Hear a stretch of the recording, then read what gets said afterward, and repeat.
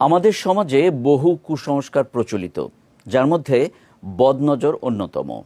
কেউ হঠাৎ অসুস্থ হয়ে পড়লে, ব্যবসা মন্দা হলে বা সুখী পরিবারে অশান্তি দেখা দিলে অনেকে বলেন নজর লেগেছে।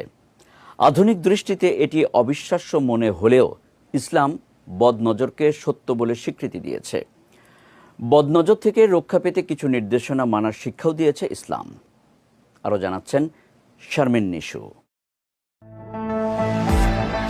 বদনজর বা আল আইন হল এমন এক অদৃশ্য প্রভাব যা হিংসা, ঈর্ষা বা অতি প্রশংসার দৃষ্টিতে অন্যের ক্ষতি ডেকে আনে। এটি দুই ধরনের হয়ে থাকে। একটি হিংসা থেকে উদ্ভূত, যখন কেউ অন্যের নিয়ামত দেখে ঈর্ষান্বিত হয়। অন্যটি অতিমাত্রায় প্রশংসা বা বিস্ময় থেকে আসে, যখন কেউ মাশাল্লাহ বা বারাকাল্লাহ না বলে প্রশংসা করে। এমনকি অনিচ্ছাকৃত দৃষ্টিও ক্ষতির কারণ হতে পারে। কুরআন ও হাদিসে বদনজরের বাস্তবতা স্পষ্টভাবে উল্লেখ আছে। রাসূল সাল্লাল্লাহু আলাইহি ওয়াসাল্লাম বলেছেন, বদনজর সত্য।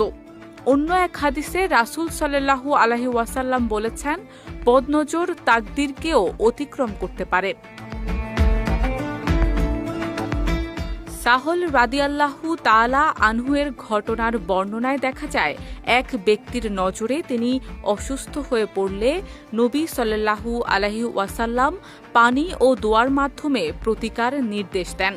এছাড়া তিনি সতর্ক করেছেন, উম্মতের মৃত্যুর মধ্যে বদনজরের কারণেই অধিকাংশ মৃত্যু ঘটে।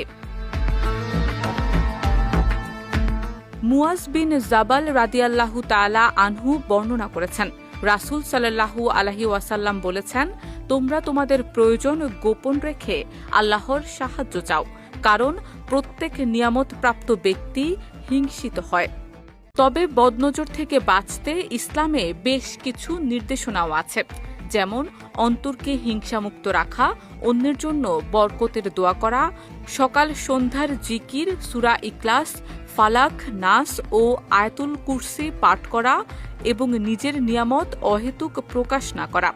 বদনজরে আক্রান্ত হলে শরীয়ত সম্মত রুকুইয়া অর্থাৎ সূরা ও দোয়া পড়ে ফু দেয়া বা অজুর পানি দিয়ে চিকিৎসা করা সুন্নাহসম্মত। সর্বোপরি বিশ্বাস রাখতে হবে, আল্লাহই একমাত্র রক্ষাকারী ও আরোগ্যদাতা।